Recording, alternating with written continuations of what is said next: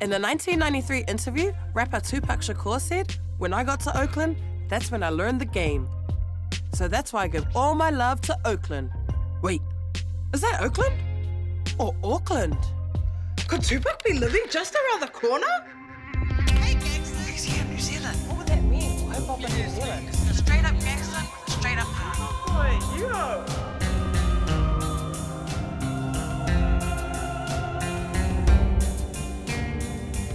Welcome to the show. I'm your host, Bubbah. I'm from Southside, but I've left the hood and my dog Friday to travel across the country and explore some of Aotearoa's strangest mysteries.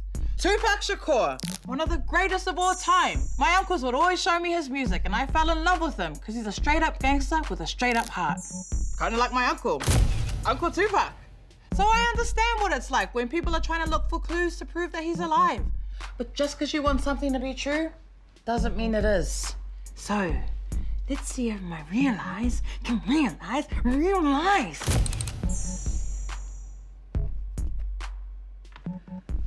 I'll be using red string for all of the other cases, but for Tupac, I'll be using neutral, as not to get involved in any Bloods versus Crips drama.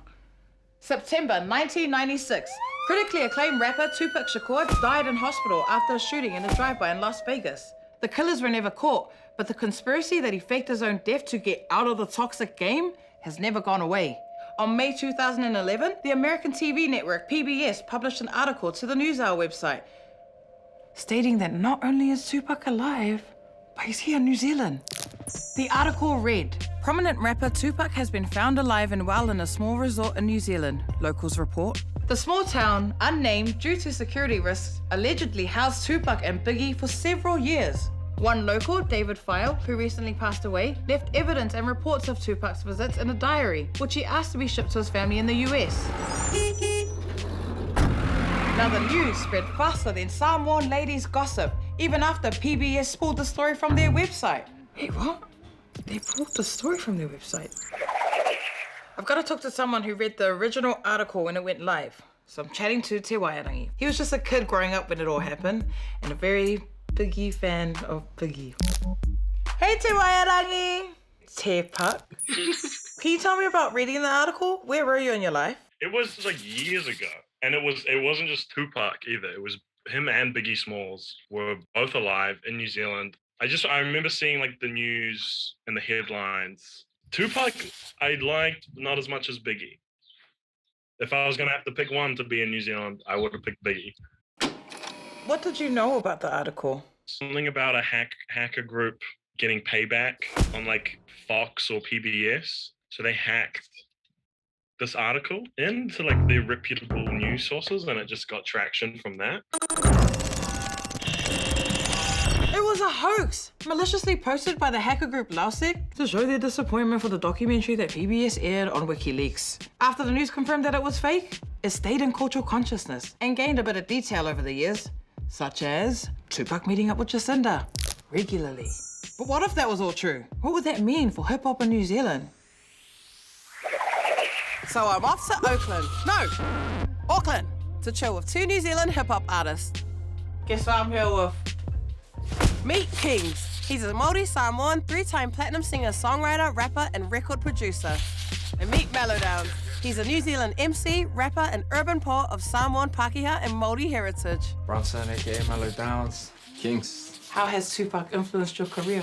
Probably, man, honestly changes, and it's probably a bit of a cliche answer, but changes the song just because it was so popular on radio and stuff, and the messaging behind that song, like I see no trends, that music was like, whoa, what is that? It was new. I think in terms of his poetry and like his narrative and his legacy, like that's something growing up I strive to want to kind of be like, just like the things that he did for his community and just like the impact that his voice had. And I think he wrote a book called A Rose That Grew From Concrete. With the sonnets? What's the word?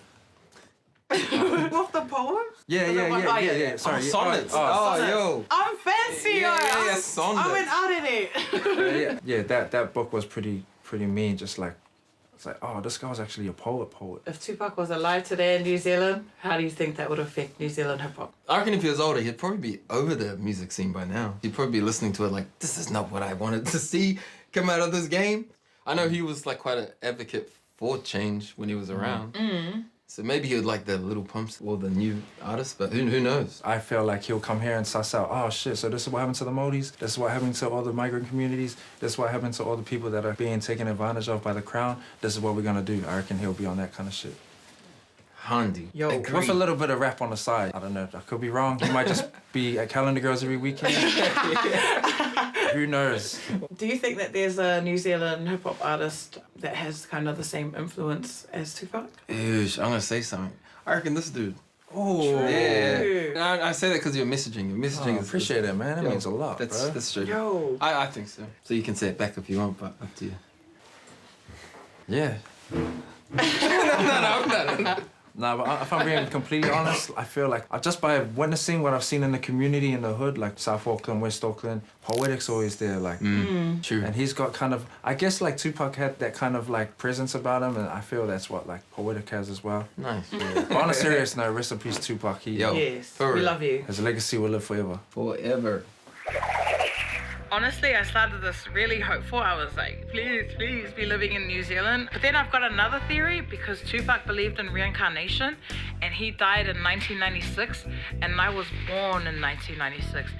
And because he's just so great and I'm so great, I might be in New Zealand.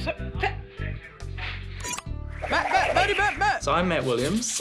I teach at the School of Psychology at Massey University, and I do research on a few different things, including misinformation and conspiracy theories. How do you think the internet has changed the culture of misinformation? Conspiracy theories and misinformation have existed for a really long time, right? There's actually records going back to the time of the ancient Romans showing that conspiracy theories were spreading even back then, and chances are humans have been finding ways to trick each other right back to the times when we were living in caves.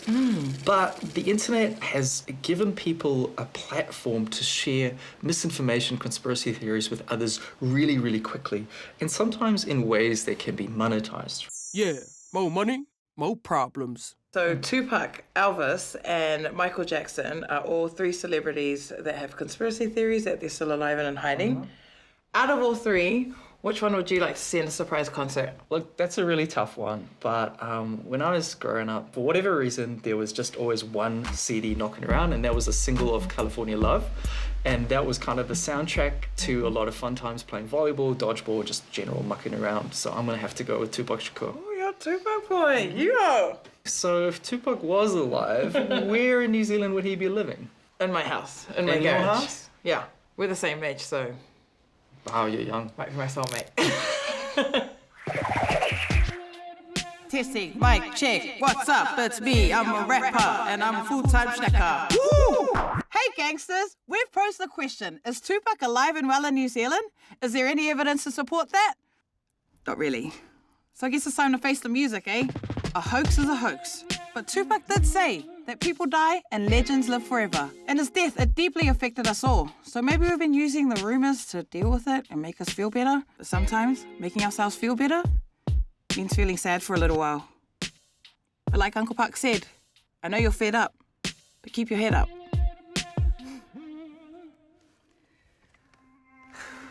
So you guys were like around when he was popping off, eh? Kinda, yeah. Oh, you were old. Yeah. Oh my God. Yeah, now that you put it that way, Yeah, because I was born when he died. Yeah, I was like 15 when he passed away. Nah. I was like trying to do the math, like, hold up.